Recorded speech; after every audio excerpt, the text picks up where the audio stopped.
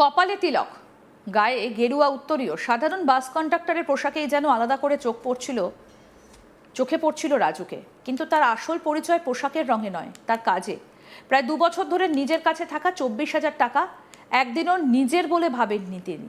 টাকা ফেরত দেবার মানুষটিকে খুঁজেছেন দিনের পর দিন। ফোনে যোগাযোগের চেষ্টা করেছেন, বাস স্ট্যান্ডে অপেক্ষা করেছেন, অনুসন্ধান কাউন্টারে খবর দিয়েছেন, তবুও হদিশ মেলেনি সেই বৃদ্ধার। তারপরও হাল ছাড়েননি রাজু। শেষ পর্যন্ত একেবারে সিনেমার মতো করে ফিরে এলো সেই হারানো টাকা। আর সেই গল্পের নায়ক কোনো বড় অফিসার নন, কোনো ধনী ব্যবসায়ী নন, একজন সাধারণ বাস কন্ডাক্টর। তার নাম রাজু।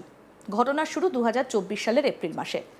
মহারাষ্ট্রের এক সরকারি বাসে অসুস্থ স্বামীকে নিয়ে উঠেছিলেন 75 বছরের কাসাবাই গায়কোয়াড।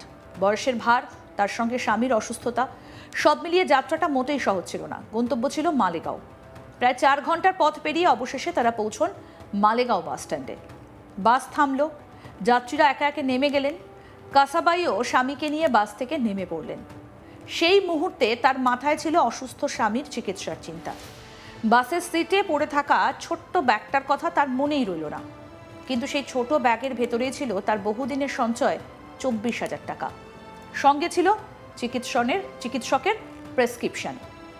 বাস স্ট্যান্ড ছেড়ে বাসটা যখন ডিপোর দিকে এগিয়ে গেল, তখনও কাসাবাই বুঝতেই পারেননি তার জীবনের একটা গুরুত্বপূর্ণ জিনিস পেছনে পড়ে রয়েছে। আর অন্যদিকে ডিপোর কাছে পৌঁছে বাস পরীক্ষা করতে গিয়ে সেই ব্যাগই নজরে পড়ল কন্ডাক্টর রাজু। বাসের যাত্রীরা সবাই নেমে গিয়েছেন। সিটগুলো একবার করে দেখে নেবার সময় হঠাৎ চোখে পড়ে ছোট্ট ব্যাগটা। সাধারণভাবে চাইলে কেউ হয়তো ব্যাগটা নিজের কাছে রেখে দিতে পারতেন। 24,000 টাকা একজন সাধারণ মানুষের কাছে কম টাকা নয়। সেই টাকা দিয়ে সংসারের অনেক প্রয়োজন মেটানো যায়, নিজের প্রয়োজনেও ব্যবহার করা যায়। কিন্তু রাজুর মাথায় সেই চিন্তাই এলো না। তিনি ব্যাগটা খুলে দেখলেন, টাকার পাশাপাশি রয়েছে একটা প্রেসক্রিপশন, সেখানে লেখা নাম কাসাবাই। ব্যাস, এখান থেকেই শুরু হলো রাজুর আসল চেষ্টা। তিনি ভাবলেন, যে মানুষটা এত টাকা নিয়ে বাসে উঠেছিলেন তিনি নিশ্চয়ই এই টাকা খুঁজতে আবার ফিরবেন। তাই ব্যাগটা নিয়ে বাস স্ট্যান্ডে অপেক্ষা করতে শুরু করলেন রাজু। মিনিট পেরোলো, সময় গড়ালো, কিন্তু কাসাবাই এলেন না। প্রায় 1 ঘন্টা অপেক্ষা করলেন। তারপর অনুসন্ধান কাউন্টারে গিয়ে পুরো ঘটনাটা জানালেন। পরিষ্কার করে বলে দিলেন, কেউ যদি টাকা বা ব্যাগের খোঁজে আসেন তাহলে যেন তার সঙ্গে যোগাযোগ করা হয়। কিন্তু দিন শেষ হয়ে গেল, কেউ এলেন না। পরের দিনও কাসাবাইয়ের দেখা নেই। তারপর আরও একদিন, তারপরে আরও অনেক দিন। সময় যত এগোলো ঘটনাটা যেন স্মৃতির পাতায় হারিয়ে যাবার মতো হয়ে উঠল। কিন্তু রাজুর কাছে থাকা সেই টাকা তখনও অন্য একজনের আমানত। তিনি জানতেন টাকা তার নয়, তাই যতদিন প্রকৃত মালিককে পাওয়া যাচ্ছে না ততদিন সেটা নিজের কাছে নিরাপদেই রাখতে হবে। প্রেসক্রিপশনে থাকা ফোন নাম্বারের মাধ্যমে কাসাবাইয়ের সঙ্গে যোগাযোগের চেষ্টা করলেন তিনি, কিন্তু কোনোভাবেই যোগাযোগ করা সম্ভব হলো না। ফোনে সাড়া নেই, যোগাযোগের পথও যেন বন্ধ। একটা সময় 1 বছর পেরিয়ে গেল। তারপরও কাসাবাইয়ের কোনো খবর নেই। কেউ হয়তো ভাবতে পারেন, এতদিন পরে 24,000 টাকার কথা কে আর মনে রাখে। কিন্তু রাজু ভুলে যাননি। তিনি অপেক্ষা করছিলেন শুধু একটা সুযোগের জন্য। আর সেই সুযোগই এলো একেবারে অপ্রত্যাশিতভাবে।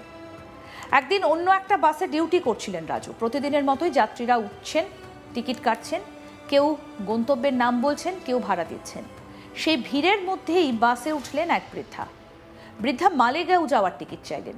রাজু তার সঙ্গে কথা বললেন, বয়স জানতে চাইলেন, কারণ 75 বছর বা তার বেশি বয়সী যাত্রীদের জন্য বাস ভাড়া লাগে না। বয়স যাচাই করার জন্য রাজু তার আধার কার্ড দেখতে চাইলেন। বৃদ্ধা আধার কার্ড এগিয়ে দিলেন। রাজু কার্ডের দিকে তাকালেন। তারপর যেন কয়েক সেকেন্ডের জন্য থমকে গেলেন। চোখের সামনে থাকা নামটা তিনি আগে কোথায় দেখেছেন সেটা মনে করতে খুব বেশি সময় লাগলো না। কাসাবাই গায়কোয়াড। নামটা দেখেই রাজুর মাথায় যেন 2 বছর আগে সেই ছোট্ট ব্যাগটার ছবি ফিরে এলো। সেই ব্যাগ, সেই 24,000 টাকা, সেই প্রেসক্রিপশন, সেই অপেক্ষা, সেই অসফল ফোন কল, সবকিছু যেন এক মুহূর্তে জুড়ে গেল। রাজু বৃদ্ধার সঙ্গে কথা বলতে শুরু করলেন, তাকে কিছু প্রশ্ন করলেন। ধীরে ধীরে নিশ্চিত হলেন এই সেই কাসাবাই যার ব্যাগ প্রায় 2 বছর আগে তার বাসে পড়ে গিয়েছিল। ভাবুন তো, কতটা অবিশ্বাস্য হতে পারে সেই মুহূর্ত। একজন বৃদ্ধা যিনি হয়তো ভাবতেই পারেননি যে তার হারানো টাকা আর কোনোদিন তিনি ফিরে পাবেন। আর অন্যদিকে সেই টাকা যার কাছে নিরাপদে ছিল সেই মানুষটি হঠাৎ তার সামনে দাঁড়িয়ে। রাজু আর দেরি করলেন না, কাসাবাইকে নিয়ে গেলেন বাস ডিপোয়।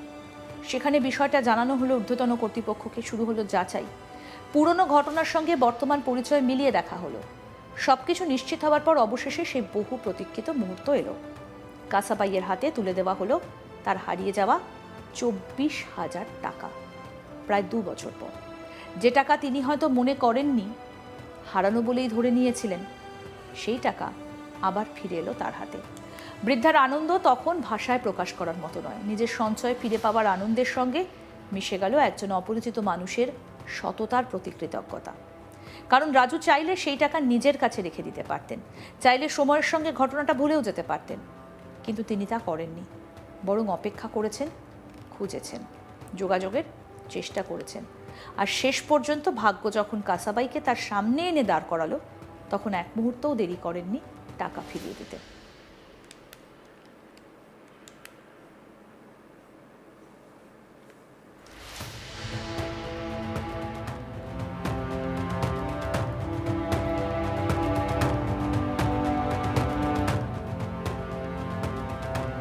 আসুন আপনাদের শোনাই কি বলছেন রাজু। তবে কাসাবাইও কিন্তু খালি হাতে ফিরে যাননি। রাজুর সততায় আপ্লুত হয়ে তাকে 1100 টাকা উপহার দেন। সেটা হয়তো 24,000 টাকার তুলনায় অনেক কম, কিন্তু সেই 1100 টাকার মূল্য অন্য জায়গায়। সেটা একজন বৃদ্ধার কৃতজ্ঞতার প্রতীক।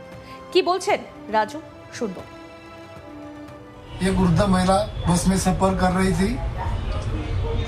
उस महिला का पर्स मेरे बस में रह गया था और वो पर्स और दवाखाने के कागज पत्र मैंने तुरंत ही डिपो में जमा कर दिए। वो आधार कार्ड पे महिला का नाम कासाबाई जीजीबा गायकवाड़ ऐसा दिखा, तो मैंने वृद्ध महिला को आज ही को डिपो में जाके उनके पैसे जहाँ जमा किए थे, रोक रकम 24,000 रुपये वो आज ही को सुपुर्द कर दिया। বাসে ওঠার সময় হয়তো তিনি ভাবেননি তার হারিয়ে যাওয়া টাকা কোনোদিন আবার হাতে ফিরবে, কিন্তু পৃথিবীতে এখনো এমন মানুষ আছেন কিছু যারা অন্যের জিনিসকে অন্যের বলেই মনে করেন। রাজু তাদেরই একজন। আজকাল হারিয়ে যাওয়া জিনিস ফিরে পাওয়ার গল্প শুনলে অনেকেই অবাক হন, কারণ আমরা এমন গল্প শুনতে অভ্যস্ত নই। কিন্তু রাজুর ঘটনা মনে করিয়ে দিল মানুষের ভিড়ের মধ্যেও বিশ্বাসযোগ্য মানুষ এখনো রয়েছেন। আর তাই তিলক কিংবা গেরুয়া উত্তরীয়ের বাইরেও রাজুর পরিচয়টা আরও বড়। তিনি সেই বাস কন্ডাক্টর যিনি প্রায় 2 বছর ধরে অন্যের 24,000 টাকা নিজের কাছে আমানত হিসেবে আগলে রেখেছিলেন।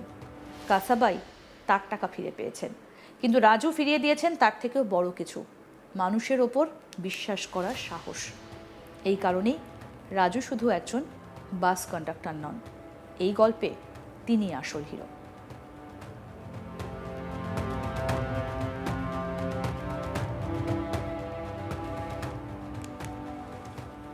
আরও আপডেট পেতে দেখতে থাকুন আজ তাক বাংলা, সাবস্ক্রাইব করুন।